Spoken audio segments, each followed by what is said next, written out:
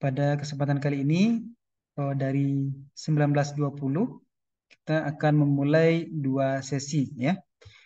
Dua sesi ini yaitu mengenai korelasi, sesi 16 dan sesi 17 tentang regresi logistik. Nah, ini adalah bagian terakhir dari mata kuliah kita. Jadi akan ada masuk dua materi ini dalam ujian kita nantinya. Share dulu.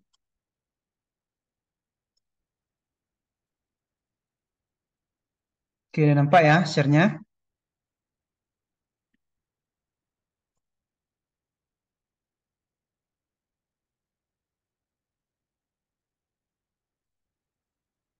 Terdengar suara saya? Terdengar semuanya? Halo? Terdengar, Pak. Oke, bismillah.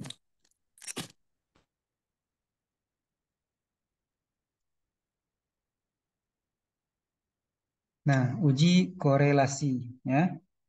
Jadi di sini bukan di sini. Di link juga telah saya sematkan file PPT-nya. Jadi sebenarnya sudah bisa dibaca dan juga sudah saya sematkan juga Excel-nya. Jadi bisa dipraktekkan sekalian ya. Nah, korelasi. Jadi kita sebelum ini telah belajar regresi ya. Sekarang korelasi. Nah, apa bedanya? Tentu ada beda, tapi intinya adalah kita mencari hubungan ya dan pengaruh ya. Nah, pengaruh di mana? Pengaruh di regresi ya. Korelasi di mana? Hubungan di mana? Hubungan di korelasi atau correlate. Nah, seperti itu.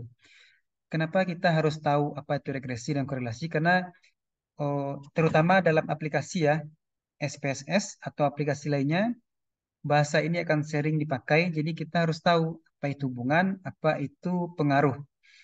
Seperti kita mau bertamasya kemana ya? Ke gunung misalnya. Ke gunung sama ke pantai. Ya. Tentu persiapan kita harus berbeda ya. Pakaian juga berbeda. Sepatu pasti berbeda. Oh, oh, tas pasti akan berbeda. Dan semuanya berbeda dibanding kita ke pantai. Begitu juga dalam kita meneliti nantinya. Insya Allah semester 7 akan ada skripsi penelitian. Maka kita harus tahu tujuan kita itu apa. Nah, dilihat dari judulnya. Kalau judul kita menggunakan hubungan, maka alat yang kita pakai namanya regresi. Tapi kalau pengaruh berarti korelasi ya. Ingat saja, tapi kalau nantinya sekarang baru awal semesteran ya, di semester 7 lupa, nah nanti coba diingat lagi video ini atau diingat lagi PPT ini. Seperti itu. Itu pengantar saja uji korelasi. Nah, ini apa aja yang akan kita bahas di sesi ini, yaitu korelasi persen dan Spearman ya, dan koefisien korelasi. Nah, ini adalah analisanya nanti ya. Nah, kalau ini adalah uji tambahan jika rekan-rekan semuanya menggunakan judul-judul selain judul yang ada di sini. Ini judul-judul lain yang mengakomodir kalau rekan-rekan semuanya memiliki ide lain gitu ya. Nah, disinilah nama ujinya, uji Kendall, koefisien Kramer gitu ya. Sebenarnya telah dipelajari pada sesi sebelumnya, yaitu non parametrik. Nah, coba diingat lagi bahwasanya kita itu di mana ini? Oh, jadi kita regresi kemarin ya. Regresi itu ada dua, sederhana dan berganda ya. Diingat bahwa regresi itu ada di parametrik ya. Kalau yang rumit-rumit itu regresi ya, rumit, detail, gitu ya, komprehensif.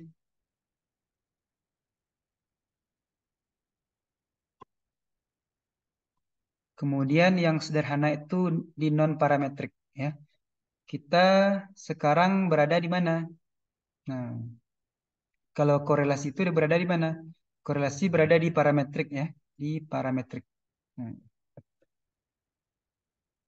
parametrik atau non parametrik ya?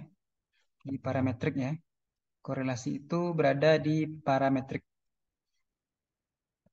Korelasi yang mana nanti? Nah, ada dua nanti. Ada Pearson dan Spearman. Nah, ini hanya pembagian saja ya. Tapi yang jelas kita tahu kita berada di mana sekarang. Seperti itu. Seperti kita mau ke Padang atau kemana gitu ya. Kita sudah berada di mana. Jarak kita berapa waktu lagi gitu ya. Berapa kilometer lagi waktu yang akan kita tempuh. Oh, jarak seperti itu. Nah, korelasi itu apa? Masuk kategori inferensia. Nah, di sini ya. Dia masuk di sini juga. Dan masuk kepada multivariat. Ya. Ini pembagiannya aja ya. Oke. Kemudian korelasi itu apa? Berarti hubungan. Nah, hubungan seperti apa? Yaitu hubungan antara satu variabel ya, satu dengan variabel lainnya. Jadi kita membandingkan antara variabel X dan Y. Nah, seperti itu sederhananya. Kemudian apa? Apa yang kita uji? Menguji dua variabel atau kelompok data yang punya hubungan atau tidak. Ya, itu aja intinya. Kalau regresi, tidak hanya hubungan kita cari, tapi juga uji T, uji F, dan eh, uji hipotesis. Nah, kalau ini cukup kita mencari ada nggak hubungan saja ya, hubungan atau tidak ada hubungan. Nah, kita lihat lagi hubungan apa yang kita cari, sebab dan akibat. Misalnya apa? Kalau kita sakit, kita main hujan, ya, berarti ini X-nya, maka sakit, ya, ini Y-nya, ya. Ada sebabnya kita main hujan maka kita sakit, atau eh, kita lapar maka kita makan, seperti itu. Tapi bedanya adalah korelasi. Nah, ini di ada poin selanjutnya. Di awal penelitian, kalau kita menggunakan korelasi, kita belum mengetahui mana variabel sebab, mana variabel akibat. Nah, itulah menariknya kalau kita korelasi. Secara teori gimana? Secara teori pasti ada, ya. Ini sudah tahu nih, ini jantannya, ini betinanya, gitu ya. Sudah tahu, gitu ya. Tapi kalau secara teori sudah tahu, tapi dalam pengembangan hipotesis, dalam membuat analisa, penelitian, sebenarnya kita belum tahu mana X, mana Y, gitu ya. Mana yang akan menjadi sebab, mana menjadi akibat. Walaupun di teori sudah ada, gitu ya, nggak apa-apa. Tapi jika telah ditetapkan di awal, maka hanya sebatas teori atau hipotesis, gitu ya. Nah, itu kalau kita dalam koridor atau topik di korelasi. Oke, ini dipahami aja dulu, ya. Karena dalam penelitian semester 7 akan kita pahami lebih dalam ya. Apa hubungan sebab akibat? Yaitu kausalitas ya. Kalau sudah ada hubungan berarti jelas mana X dan mana Y. Tapi kalau dalam bentuk hipotesis, kalau regresi atau pengaruh di sesi kemarin, kita sudah tahu nih, H1 itu adalah pengaruh antara X dan Y. Nah, ini kalau sudah tahu, ya, kalau sebelum kita meneliti hanya hipotesis karena di sini dikatakan bahwasanya penelitian ini di awalnya mencari hubungan. Nah, berarti di awal kita belum tahu, tapi kalau sudah dapat angkanya berarti tahulah kita mana X dan mana Y. Berarti sudah sesuai itu secara teori dengan penelitian. Jika tidak ada hubungan sebab akibat, ya, maka atau koresional istilahnya, maka tidak jelas mana X dan mana Y. Tapi kalau sudah ditemukan, maka disebut dengan korelasional ya, berhubungan istilahnya. Oke, kita lanjut. Korelasi atau hubungan menguji dua kelompok nilai data atau variabel. Misalnya apa? Kelompok kelas statistika dengan kelompok kelas mata kuliah PA1. Nah, itu disebut dengan kelompok. Kenapa? Karena dalam satu mata kuliah ada 10 data dan di sini juga ada 10 data atau 15 data. Nah, itu disebut dengan kelompok data. Nah, misalnya pada suatu kelas terdapat dua kelompok data ya. Apa aja data dalam suatu kelas? Bisa jadi ada orang tinggi badan dan tinggi lompatan ya. Jadi dalam satu kelas itu misalnya kelas 1 gitu ya. Kita melihat orang itu dalam 10 orang misalnya maka akan kita nilai bagaimana tinggi lompatan dan bagaimana tinggi badannya. Ada enggak hubungan? Semakin banyak orang meloncat, bagaimana tingginya? Apakah ngaruh enggak seperti itu? Maka itulah yang akan kita teliti dalam satu kelas. Maka ada dua kelompok data itu maksudnya. Kemudian juga apa contoh lain, yaitu pada dua universitas terdapat dua kelompok data, ya, nilai statistika dan metode belajar, ya. Nah, seperti ini. Jadi Universitas A dan B, ada dalam A itu pasti ada nilai statistikanya, pelajaran mata kuliah statistika dan bagaimana metode belajarnya, ya. Kemudian di Universitas B juga belajar statistika. Ini kita lihat bagaimana metode belajar statistikanya. Nah, jadi itu maksud ada enggak hubungan kelompok data ini dalam dua, kita lihat dalam dua universitas ini, gitu ya. Ada enggak hubungannya? Apa tujuan hubungan ini? Ya tergantung, ya tergantung tujuan penelitian kita. Atau kita melihat SDM-nya, melihat dosennya, melihat fasilitasnya, melihat metodenya, terserah. Tapi itu maksud dari menguji dua kelompok ini. Oke, ini pengantar saja dulu. Nah, konsep dasar lainnya adalah kalau kita hubungkan dalam bentuk titik. Nah, coba kita lihat apabila antara satu titik dengan satu titik lainnya dihubungkan, maka terbentuklah suatu garis yang berkemungkinan lurus, ya. Melengkung bisa jadi dan bisa jadi tidak berketentuan, ya, karena n-nya banyak, ya. Nah, mari kita lihat dengan data seperti ini, ya.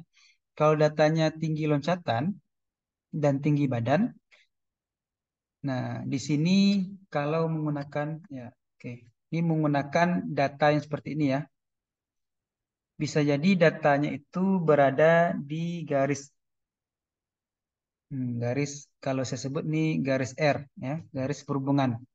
Jadi dia tersebar tidak jauh dari garis ini, tapi disebut ada hubungan. Nah, kalau kita gambarkan dalam sebuah garis, dia tidak menyebar kemana-mana, ya, tetap berada dalam satu garis ini, maka dikatakan dia berhubungan, ya. Kenapa berhubungan? Apa buktinya? Yaitu semakin tinggi badan orang, maka semakin tinggi loncatan, ya. Dan begitu seterusnya mengikuti garis R ini, ya. Oh, regression apa? Oh, hubungan aja ya. Garis H namanya, ya. Garis hubungan saya buat, ya. Nah, tapi kalau tidak berhubungan, apa buktinya? Nah, kalau tidak berhubungan datanya seperti ini. Ada di sini, ada melebar, ya. Tidak mendekati garis hubungan ini. Nah, kalau di dalam digambarkan, maka inilah disebut dengan garis berhubungan dan ini tidak berhubungan, ya. Jadi kalau menggunakan datanya mendekati ini, artinya kita tahu nih ini X dan ini Y. Kalau ini kita tidak tahu apakah ini X, apakah ini Y. Tidak tahu, ya. Karena dia tidak berhubungan. Nah, itu kalau digambarkan. Oke, lanjut. Korelasi dibagi, ya, berdasarkan jenis data. Nah, ini ingat, kalau sudah kita sampai kepada, kita tetapkan nih, kita mau ke pantai gitu, ya. Kita pantai mana? Nah, harus jelas lagi nih. Pantainya di Padang atau pantainya di Pariaman, ya. Maka kita harus tahu lagi, kita bagi lagi, kita jaraknya berapa jam lagi dari Bukit Tinggi gitu, ya. Oh, terus apa aja yang kita lakukan di sana gitu, ya. Makan apa yang cocok. Nah, gitu juga dalam kalau telah kita ketahui kita menggunakan judul skripsi kita tentang korelasi, maka data kita harus jelas, ya. Kita menggunakan data nominal nih. Seperti apa data nominal? Jenis kelamin, umur, pendidikan, maka alat yang kita gunakan koefisien Kramer gitu, ya.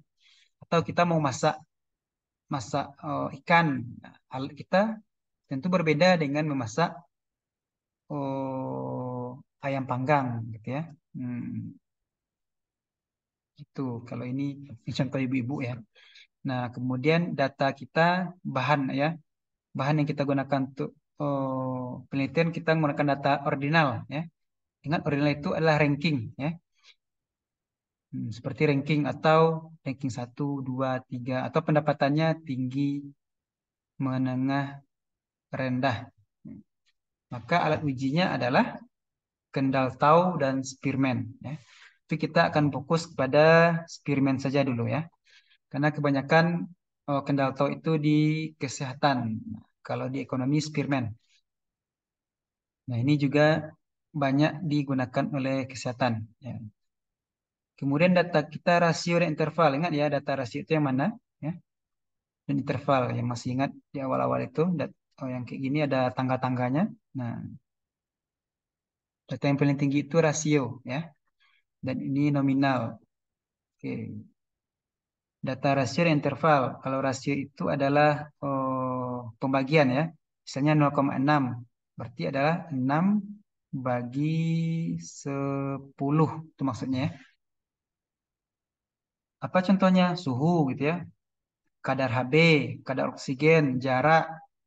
Nah, itu contohnya. Maka menggunakan person. Hubungan alat ujinya person. Oke. Kenapa harus dipahami ini? Karena kalau kita menggunakan SPSS, maka kita tinggal centang aja ya. Nah, centang ini seperti itu. Jadi mudah kita milihnya. Tapi kalau cara manual, berarti kita ikuti aja rumusnya, rumus atau modelnya seperti apa. Dan telah saya eh, share di Adlink. Ya. Tinggal mengikuti aja. Jadi dirubah angkanya, soalnya rumusnya akan ikut. Ya. Itu kalau pakai Excel atau cara manual. Ya. Kalau pakai SPSS berarti kita eh, tambah aja datanya ke bawah. Seperti apa nanti akan kita buktikan ya. Oke, lanjut. Nah, kita masuk kepada fokus kita ini ya, Pearson dan Spearman. Oke.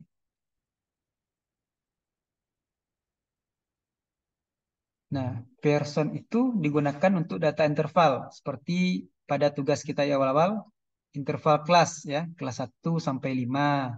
Berarti kelas 6 sampai 10 seperti itu. Disebut juga dengan apa? Korelasi produk momen. Nah, korelasi ingat, korelasi itulah hubungan. Nah, produk momen nama nama teorinya. Nah, penemunya adalah person ya. Tapi yang dihasilkan produk momen. Korelasi produk momen seperti itu. Apa yang kita cari?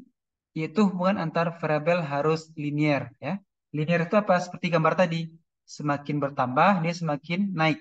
Nah, itu disebut dengan hubungan positif. Jika X naik, maka Y juga akan naik. Apa misalnya X itu? Jika permintaan naik, maka Q ya, maka harga akan naik, price juga akan naik seperti itu. Ya apa? Harga tanah ya. Jika semakin banyak orang yang ingin tanah tersebut, maka harganya akan naik. Itu disebut dengan positif. Apalagi misal positif ya. Jika pendapatan naik, nah, maka pajak juga ikut akan naik. Nah, teks juga akan naik. Itu disebut dengan linear, positif ya. Dia akan meningkat searah dengan peningkatan variabel lain. Jika X naik, maka Y juga terbalik ya. Jika X naik, maka Y juga akan naik. Nah, seperti itu. Nah, kalau korelasi eksperimen itu apa? Yaitu datanya ordinal. Nah, data ordinal itu seperti apa? Data ranking. Ranking 1, ranking 2, ranking 3. Nah, itu aja. Hubungannya, jadi datanya tidak harus linear. Bisa jadi acakadul. Bisa jadi, oh, kadang kadang datanya seperti ini garisnya ya. Ini garis Y, garis X. Berantakan. Bisa jadi ketika Y naik, X-nya malah rendah gitu ya. Sekarang lagi. Kalau seperti ini. Kalau tadi kan seperti ini ya. Jadi jika Y-nya naik, maka X-nya juga akan naik. Tapi kalau seperti ini, Y-nya naik. Nah, berarti X-nya tidak ikut sampai ke sini. Misalnya ini 5. Nah, ini 1. Jika Y-nya sudah sampai 5, X-nya masih 1. Ya. Jika Y-nya sudah 4, nah, ini masih 0, sekian. Ya. Nah, jadi disebut dengan data tidak harus linear. Seperti apa? Kita contohkan dengan rumus. Ya. R tadi ya. Jadi dirumuskan, dikodekan dalam bentuk R. Rumus seperti ini. Jika ada seperti ini, berarti kita harus buat dulu tabelnya ya. Ini X, ini Y, berarti X kali Y seperti itu. Sudah saya serahkan, sudah saya serahkan. Sudah saya sematkan, sudah saya lampirkan di link. Jadi tinggal ikuti aja alur-alurnya seperti itu. Nah, keterangan N itu adalah jumlah data sampel ya. Jadi jumlah data itu yang mana? Nah, kalau seperti ini, di tabelnya, ini nomor, ini X, ini Y, berarti ini ke bawah. Nah, dan seterusnya sampai N. Nah, itu disebut dengan jumlah data ya. Oke. Angkanya berkisar antara -1 dan +1. Jadi, rumus ini akan menghasilkan angka -1, 0, atau 1. Apa maksudnya? Kalau kita menemukan -1 gimana? Nah, kalau minus hubungannya berlawanan ya. Nah, kalau minus, di sini minus, di sini 0, di sini plus ya. Jadi kalau minus seperti apa? Kalau minus berlawanan berarti ya. Berlawanan berarti jika harga naik, price naik, permintaan turun. Ya, misalnya apa itu ya? Ya harga produk ya. Produknya kemahalan gitu ya. Tidak ada yang beli gitu ya. Seperti BlackBerry dulu, harganya semakin tinggi tapi permintaan semakin turun. Kalau positif itu seperti apa? Ya, jika harga naik, maka permintaan juga akan naik. Itu contohnya. Tapi jika kita menemukan angka 0, nah kita berada di sini gimana? Apa yang kita simpulkan? Tidak ada hubungan. Berarti penelitian kita itu ya tidak ada hubungan. Capek nggak? Ya nggak perlu. Capek memikirkan biaya sudah keluar nggak apa-apa. Karena kita sudah meneliti. Ya. Jadi rumus ini akan menghasilkan minus, 0, dan plus. Kesimpulannya seperti ini ya. Bisa dibaca di PPT. Oke, dilanjutkan. Nah, ini yang kedua lagi Spearman ya. Spearman ingat bahwa datanya adalah ordinal, tingkatan atau kelas ya. Nah, rumus seperti ini, 1 dan 6 ini konstanta ya. Ini rumusnya jadi tidak boleh dirubah 5, tidak boleh dirubah 3, tidak ya. Dan D ya, sigma D. D itu apa? Selisih antara X dan Y. Misalnya seperti apa? Nah, ya. Ini X, ini Y, ini D. Dilambangkan dengan D ya, ordinal ini. Ini nomor 1, 2, 3. Misalnya X ini ranking 1, ranking 2, ranking 3. Ini ranking 2, ranking 3, ranking 1. Nah, ini kita apa? Kita kurangi nanti minus 1, 2. Disebut dengan D ya. Tapi ini dijumlahkan dulu. -1 tambah -1 tambah 2. Nah, itu kita jumlahkan kalau kalau kita manual. Tapi kalau pakai SPSS, langsung saja ya. Tinggal klik saja seperti itu. -1 tambah -1 0 ya. -1 tambah -1 jadi -1 tambah 1 ya. Berarti 2 hasilnya ya. Nah, hasilnya apa? Jadi hasilnya akan ditemukan ada minus juga, ada 0 dan +1 atau plus ya.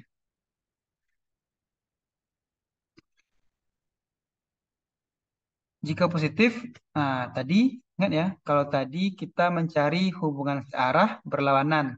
Kalau sekarang di Spearman ini kita melihat ada nggak hubungan kuat atau signifikan atau hubungannya lemah atau oh, tidak ya, tidak signifikan maksudnya. Lemahnya tidak signifikan. Kalau nol, apa maksudnya? Tidak ada hubungan, tidak signifikan, seperti itu.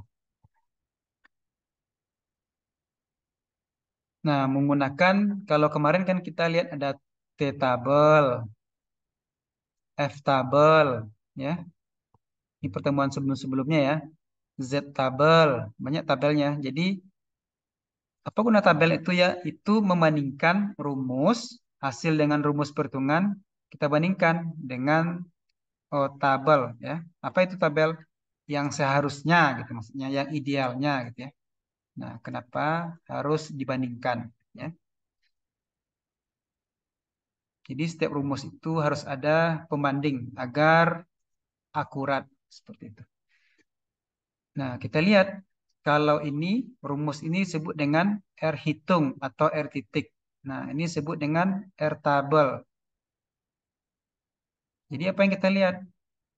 Nilainya harus besar seperti itu. Ya.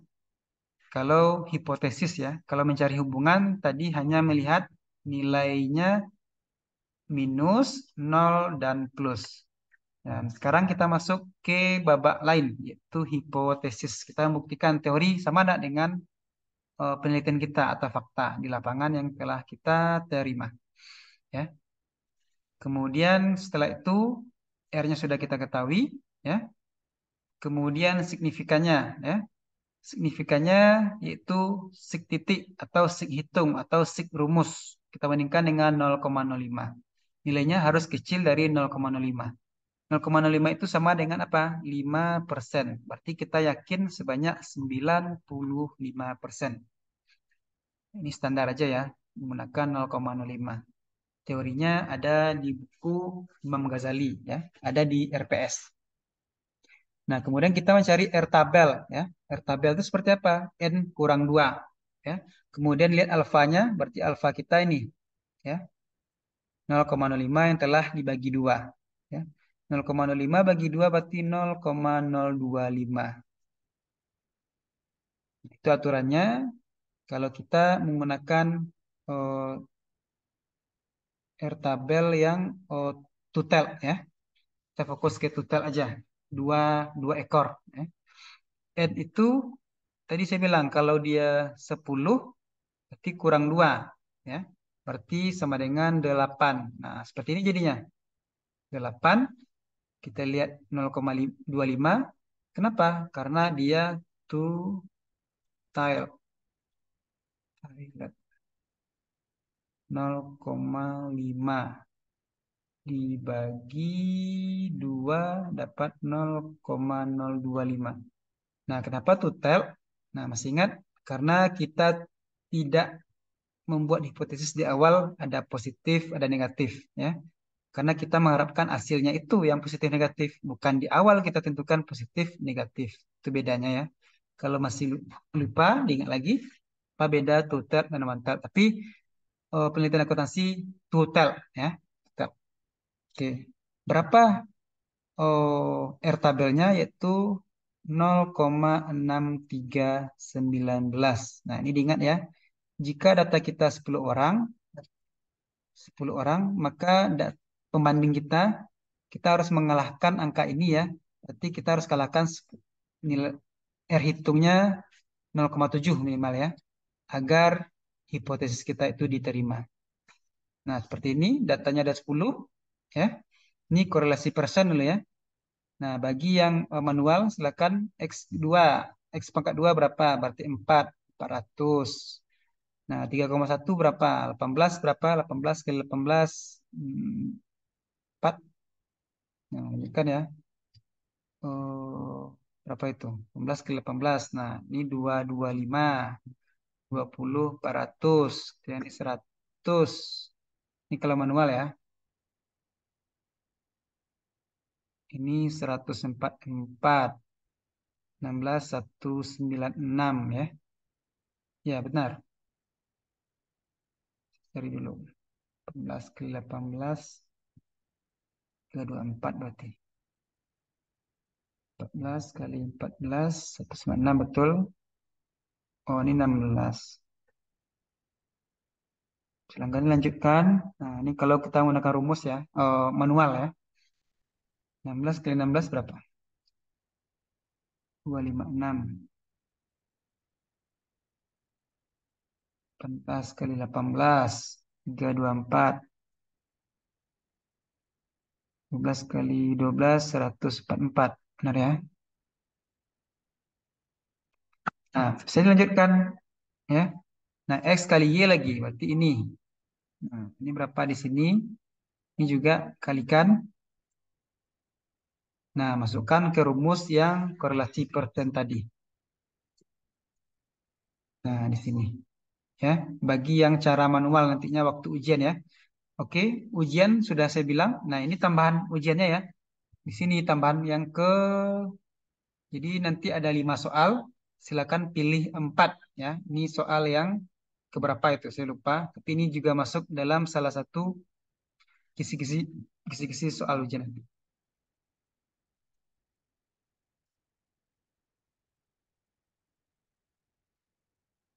Kamu keluar.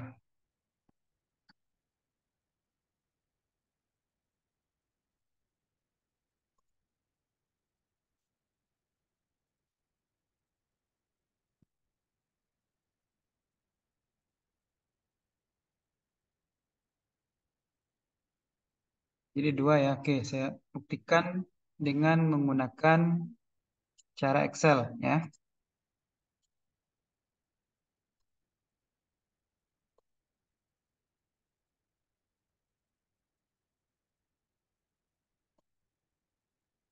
Nah, ini dia. Jadi kita mencari hubungan, ada enggak hubungan SKS yang diambil mahasiswa dengan IPK yang diperoleh mahasiswa, ya. Jadi maksudnya pas semakin banyak mahasiswa itu mengambil paket kuliahnya dalam satu semester, makin pusing nggak dia, ya? Atau makin hebat dia, atau makin bagus IPK-nya. Jadi kita lihat pada 10 orang mahasiswa, ya. Kita buatlah, walaupun ini secara teori sudah dapat, tapi kita belum tahu nih, ya, apakah ini benar-benar X, apakah ini benar-benar Y. Karena itu ya prinsip dari korelasi. Jika belum menemukan angka korelasinya, berarti ini masih belum tentu X dan belum tentu Y. Tapi telah menemukan nilai R-nya, maka inilah X dan inilah Y. Nah, bagi yang manual, silakan buat kolom seperti ini, ya. Oke, tinggal dikalikan aja, ini dikalikan. Kalau pakai Excel ya, ikuti aja rumusnya. Nah, maka ini sudah saya buat sedemikian rupa sesuai dengan soal. Misalnya saya rubah ini menjadi 100, maka di sini juga akan ikut berubah. Nah, berubah gitu ya. Terus saya rubah ini juga dengan 200 ya.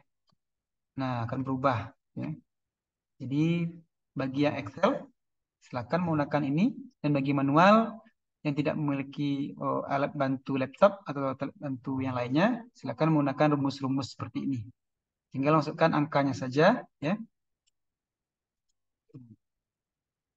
Nah, dapatlah nilai R-nya adalah berapa? 0,2289. Artinya positif nih ya. Jadi bukan negatif ya. Kita lihat R tabel kita berapa? Tadi R tabelnya kalau 10 adalah berapa? 0,6319. 0,6319 ya. Nah, berarti kecil ya. Kecil. Signifikannya signifikannya kalau dia Spearman apa? Kalau dia persen. Nah, dia hubungannya positif, berarti searah ya. Dia searah, tapi secara hipotesis dia tidak diterima. Kenapa? Karena nilainya kecil dari R tabel. Ya, ini kalau menggunakan rumus. Kesimpulannya ada hubungan searah ya. Ada hubungan apa? Hubungannya searah karena positif gitu ya. Karena positif. Tapi secara menggunakan hipotesisnya ditolak. Seperti itu. Kalimatnya gimana? Tidak ada. Kalau ditolak berarti H0 diterima ya. Kalau H0 berarti tidak ada hubungan signifikan antara jumlah SKS dengan IPK mahasiswa. Seperti itu. Ini dia hipotesisnya ditolak. Nah, seperti itu cara membuat ya, membuat hipotesisnya ya. Buat dulu kalimatnya, nah kesimpulannya dan apa hipotesisnya ditolak gitu ya. Kalau ditolak berarti 9 H0 diterima, H1 ditolak. Tidak ada hubungan signifikan antara jumlah SKS dan IPK. Tapi karena kita sudah tahu nih signifikansinya ini, berarti kita sudah pasti nih, ini X dan ini Y. Seperti itu. Oke, kita lanjutkan. eh, Kalau menggunakan Excel, ya, ini anggap aja menggunakan manual ya. Seperti ini kita masukkan ke rumus menggunakan Excel, ya. Data, kemudian data analis.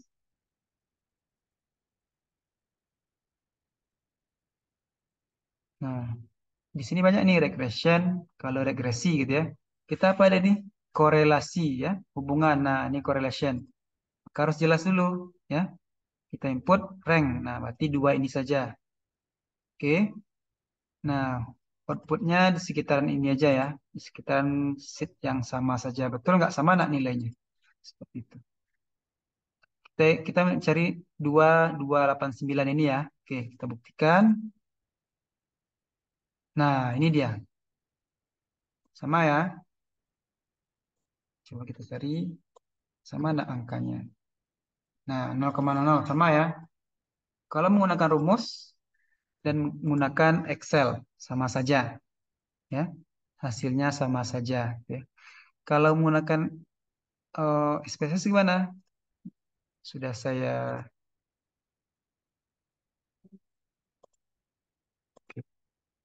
ambil datanya, kopikan 10 data XS, kita taruh di sini. Itu dia. Analis, korelat. Oh, tunggu sebentar. Lihat dulu. Yang salah ini. T-nya. Benar ya angkanya? Oh iya sama.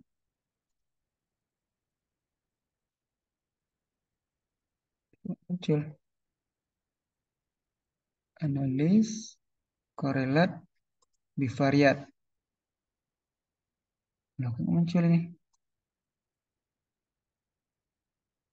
Satu, oh ini desimalnya.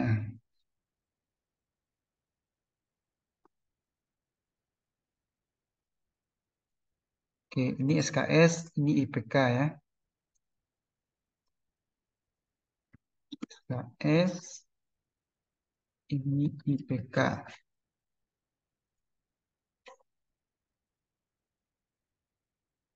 SKS mahasiswa. Ini kalau di label itu adalah lebih detail, lebih banyak kalimatnya dan IPK mahasiswa. Seperti itu. Oke, datanya kita ulang lagi biar bisa dipakai. Kopikan lagi.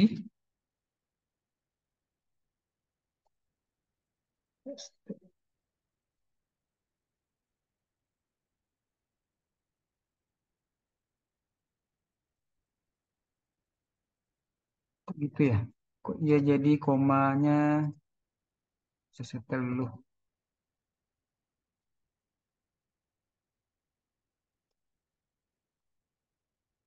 Lah, lah, lah. Cuma banyak dia. Oke, kita ulang lagi.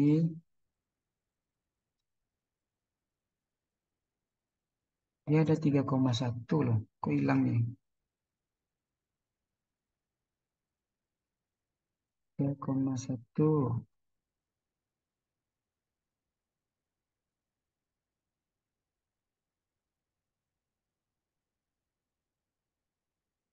Kita tidak bisa. Oh, titik. Jadikan titik berarti ya. Oke.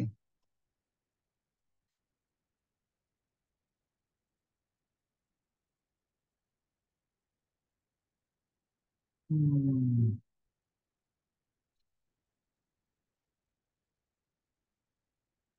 Nah, ini nih unik nih. Kenapa tidak bisa jadi koma dia.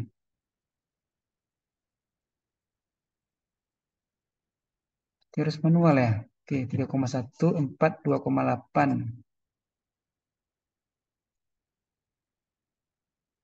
3,1, 3,1, 2,8. Seperti itu. 3,6,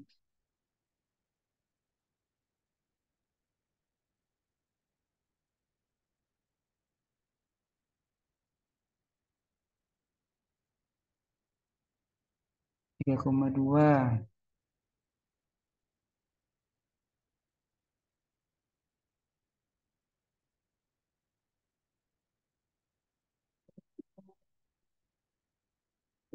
2, 3,5. 3,5. Oke, analis korelat bivariat. Kita pindahkan. Nah, seperti ini ya. Nah, ini tadi saya bilang Kendall Tau, Spearman, dan Pearson. Nah, di sini kita centang Pearson saja, to tell ya. Dan jangan eh, klik one tab, tapi to tell. Oke, ke hasilnya. Nah, 229 ya. 229 kita kopikan.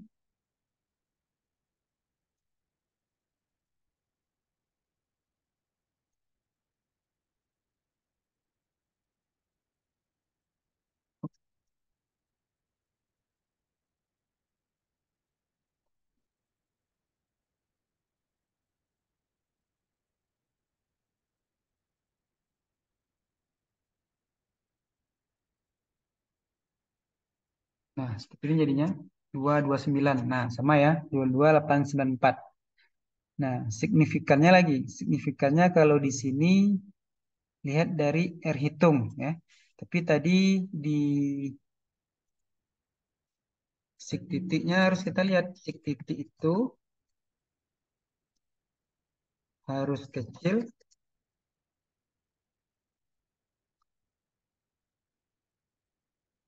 dari 0,05.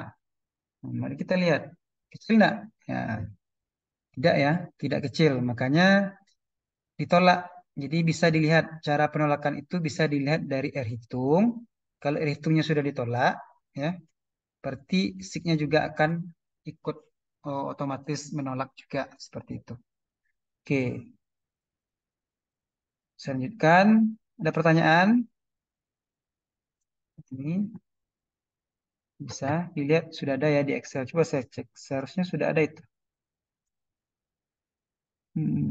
Korelasi. File yang saya kirim itu,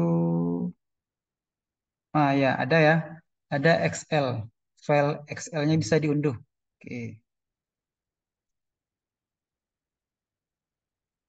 Nah, itu kalau kita Pearson ya. Pearson itu apa? Yaitu datanya tentang ya data rasio ya. Nah, kita lanjut datanya ordinal, itu menggunakan Spearman seperti itu. Nah, ini dia ranking ya.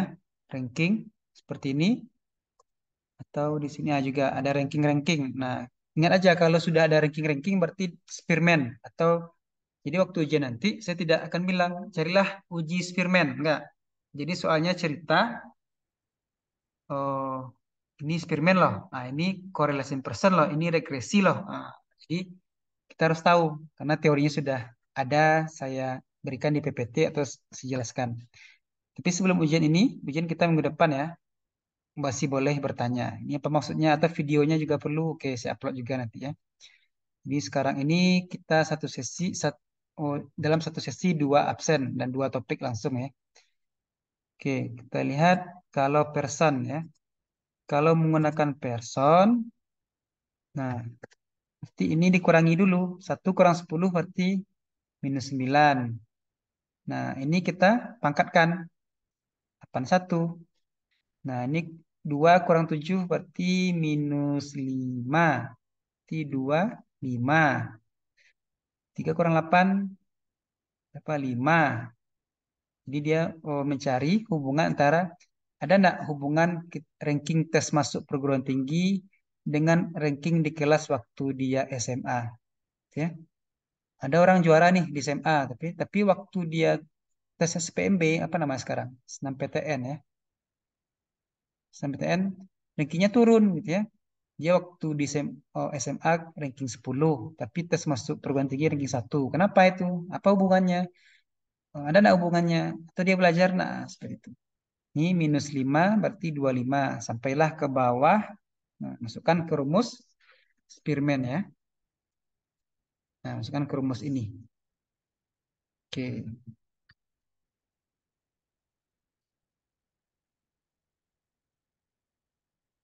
Nah, di Spearman ini kita mencari apa?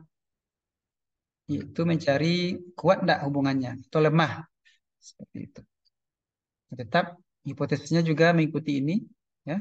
Kalau R hitungnya sudah lebih besar dari R tabel, maka ini akan mengikuti aja. Gitu ya. Atau kita pakai sig titik. Sig titiknya misalnya atau sig hitungnya adalah 0,00 dan sig alfanya 0,5 berarti bisa dikatakan hipotesis diterima ya. Diterima dan H0 ditolak ya. H1 itu adalah ada kalimatnya ada dan H0 tidak ada. Itu aja. Oke, kita buktikan rumusnya menggunakan Excel.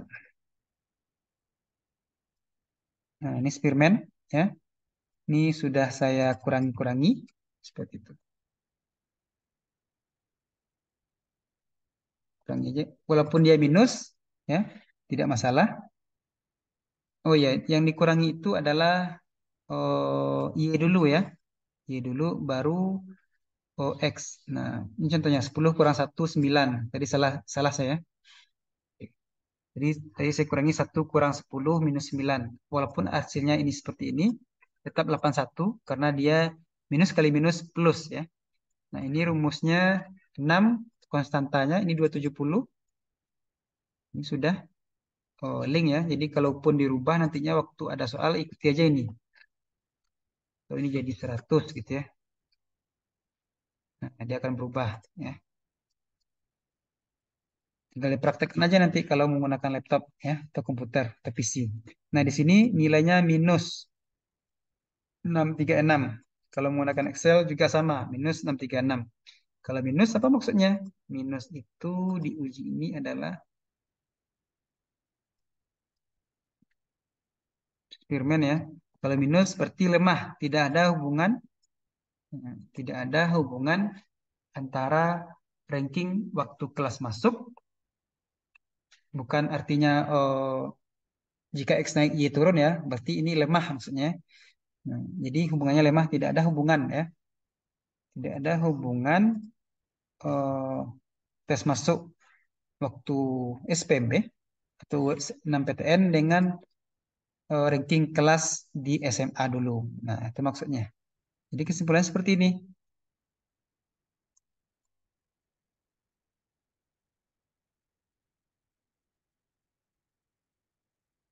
Nah, ini bisa dibaca, Excel sudah saya bagikan. Kesimpulannya adalah hubungan ranking tes masuk terhadap ranking kelas sangat lemah atau kurang signifikan ya. Terhadap terbalik nih. Terhadap belum kemudian analisanya ini kesimpulannya. Nah, kalimat tambahnya adalah agar menguatkan apa alasan kita karena belum tentu orang pintar saat di SMA sebelumnya bisa lebih pintar saat melakukan seleksi tes masuk ya. Memang terbukti karena semakin banyak ya lulusan SPMB waktu saya dulu SPMB istilahnya ya dia hebat di waktu SMA tapi dia tidak lulus malah teman-teman yang di bawah rankingnya lulus. Karena kenapa? Mungkin dia belajar atau keberuntungan, nggak tahu kita ya. Yang jelas takdir Tuhan seperti itu. Nah, jadi dibedakan ya. Kalau tentang ranking data kita, maka menggunakan Spearman. Dan kalau menggunakan data nominal, Pearson, gitu ya. Makanya bersifat ada minus atau ada angka bulat, seperti Pearson. Oke, seperti itu. Tidak pertanyaan? Kalau tidak pertanyaan, kita lanjut di regresi logistik lagi. Ini hanya oh, nah, kalau ingin buktikan, silakan buktikan di Excel yang telah saya berikan ya. Bisa menggunakan cara manual dan bisa menggunakan cara data analis ini. Kalau yang masih belum masih yang lupa, nah gimana cara memunculkan data analis? Yaitu buka Excel-nya seperti biasa, blank workbook, ya, kemudian file, kemudian option, add in, ya. Ini nanti videonya juga akan saya sebarkan. Tapi kalau ingin mencatat juga silakan. Add in, tekan OK. Oh, salah. Salah lagi ya. File, option, add in. Nah, ini ada dua nih. Analisis toolpack dan VBA. Ya. Kalau biasanya sudah bawaan yang toolpack. Nah, kita yang belum bawaan tinggal VBA aja ya. Klik VBA karena di bawaan itu sudah ada toolpack dan kalau yang baru belum tampil sama sekali, klik ini, tekan go. Ya, klik go. Nah, sudah ada checklist ya. Kalau belum terchecklist, checklist aja gitu ya. Checklist, toolpack, dan tekan OK. Maka dia akan tampil di data data analis. Kalau tidak bisa SPSS-nya terinstall. Ya, seperti itu. Oke, gimana ini? Tidak ada suaranya. Oke, saya lanjut ya. Silakan potong aja ya. Oke, kita masuk ke topik selanjutnya. Topik selanjutnya juga akan masuk ke dalam. Nah, ini sudah saya berikan filenya. Jadi nanti waktu ujian ada 5 soal, termasuk ini. Tapi buat aja semampunya dan apa yang dipahami. Ya. Jadi satu soal bernilai 25.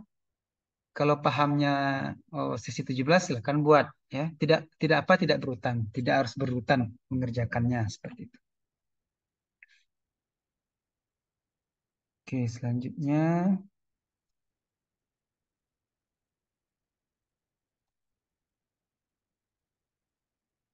kita masuk sesi 17, sesi terakhir ya. Nah, regresi logistik. Nah, jadi saya bilang tadi kalau kita pergi ke gunung tentu beda dengan pergi ke pantai gitu ya. Nah, gitu juga alat yang kita gunakan akan beda. Kalau ke gunung, mobilnya mobil ya kalau motor motor trail gitu ya. Motor terabas. Kalau ke pantai ya ATV gitu ya. Akan berbeda gitu juga kalau kita penelitian nantinya judul kita apa? Judul apa? Berarti alatnya apa? Teorinya apa? Hipotesisnya apa? Nah, sampai ke sana ya. Makanya skripsi itu banyak halaman. Nah, boleh nggak sedikit halaman ya? Boleh aja, tapi harus jelas. Jangan ambigu nanti kalimatnya.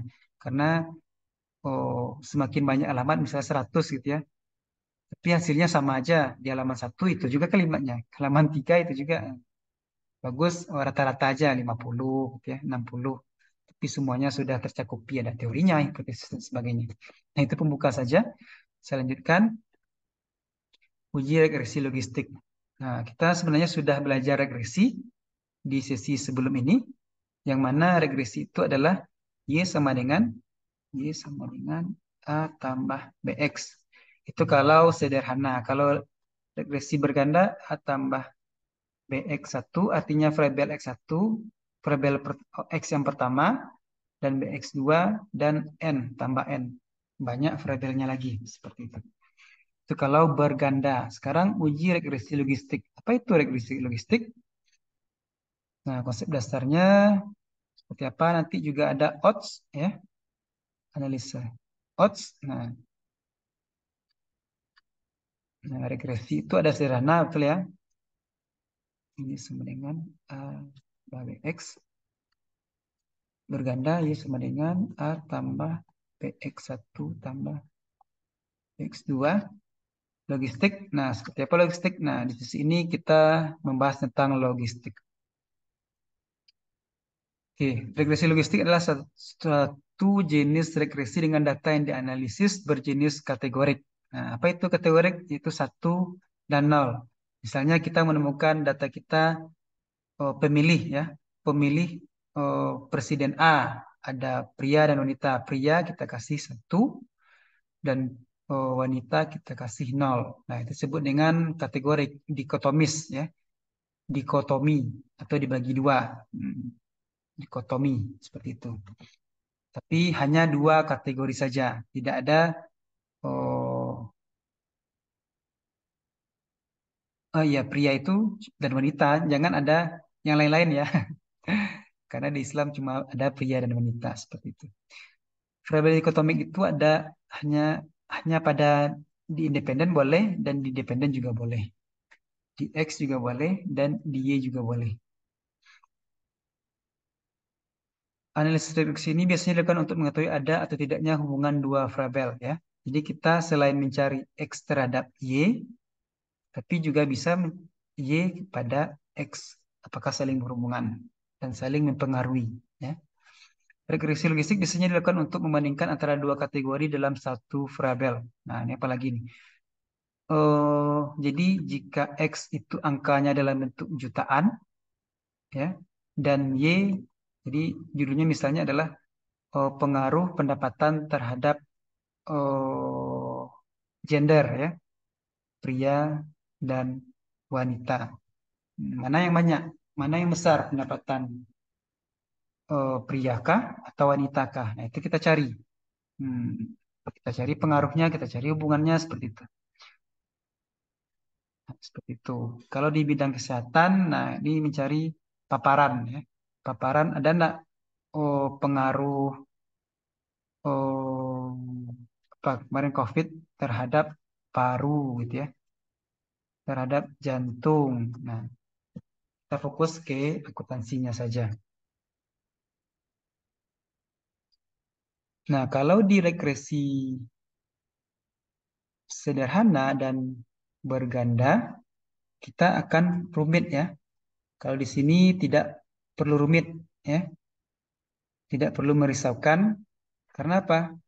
Kita tidak perlu mencari hubungan linear, variabel bebas dan terikat, tidak perlu katanya. Kemudian satu lagi tidak perlu lagi kita merisaukan datanya harus normal atau tidak. Nah, ini salah satu alat ya. Di tidak ada alternatif lain. Kemudian ada kategori.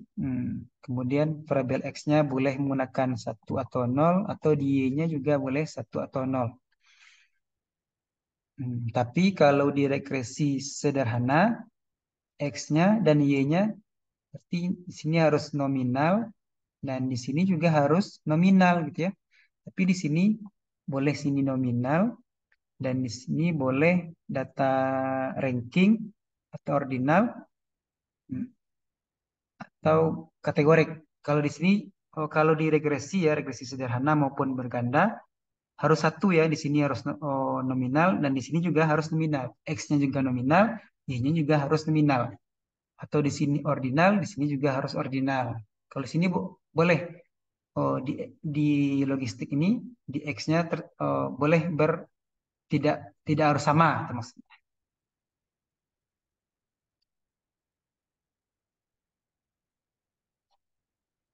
Tapi, nah ini datanya, datanya harus di atas 50. Nah itu pula kekurangannya. Padahal secara teori kita bisa atau boleh menggunakan rumus Umaskaran dengan 30 data minimal. Tapi di satu sisi lain tidak perlu lagi uji asumsi klasik. Nah ini akan kita bahas di semester berikutnya. Apa itu? Contohnya normal data, autokorelasi gitu ya. Ini pengantar saja, heterokedastisitas gitu ya, dan multikolonialitas. Ini sebagai pengantar saja. Ini dia tidak perlu uji normalitas data. Kalau di regresi perlu ya. Tapi itulah di akuntansi kita menggunakan regresi ya.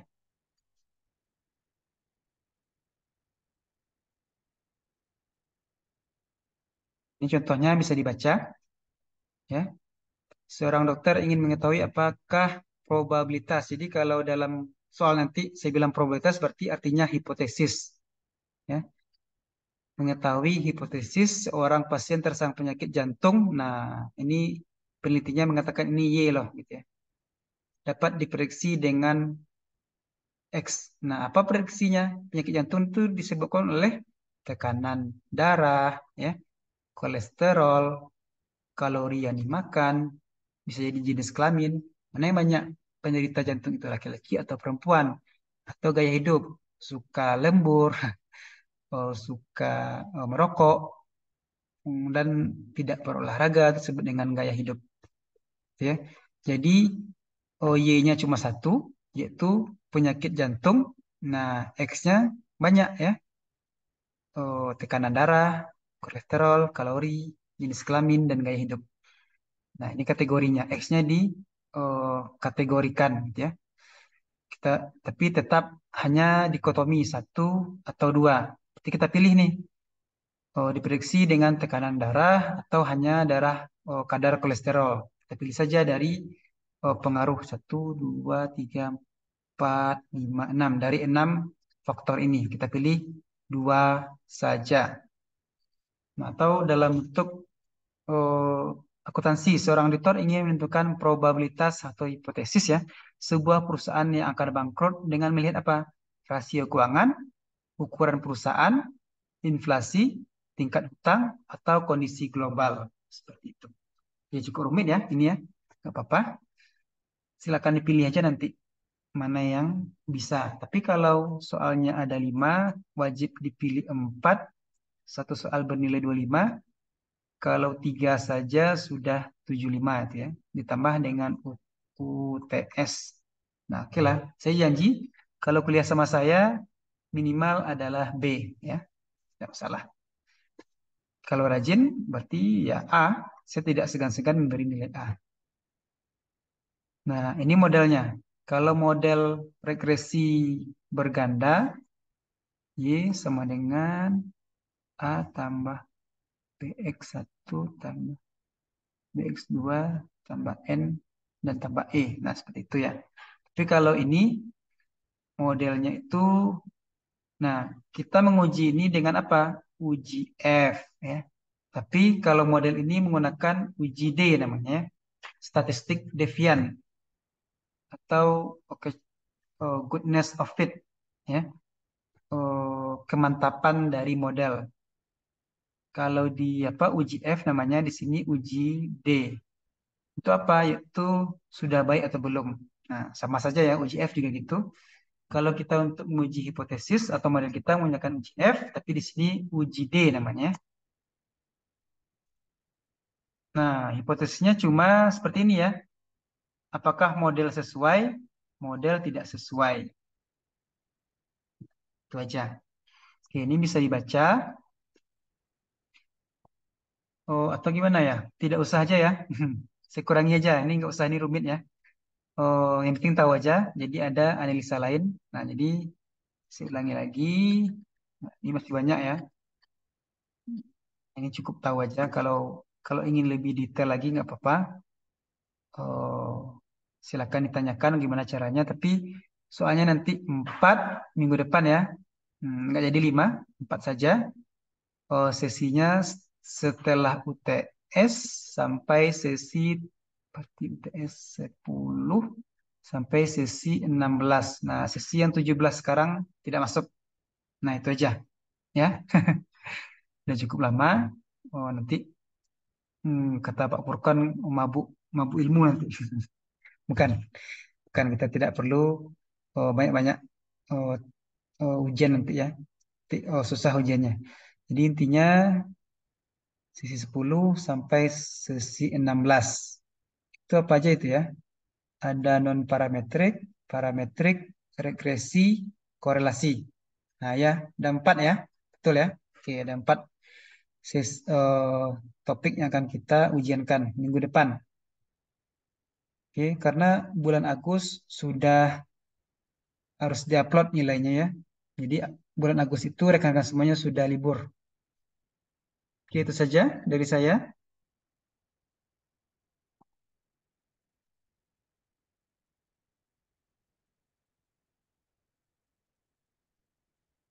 Sepertinya tidak ada pertanyaan.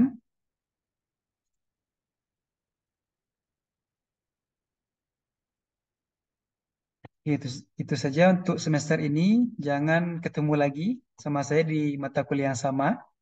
Jangan ada mengulang. Ya, jadi diusahakan semangat dalam ujiannya nanti. Ujiannya saya usahakan agak 3 hari atau 5 hari lah ya. Gimana? Atau 1 hari aja. Mungkin ya, seperti biasa. Oh, minggu depan tanggal berapa itu?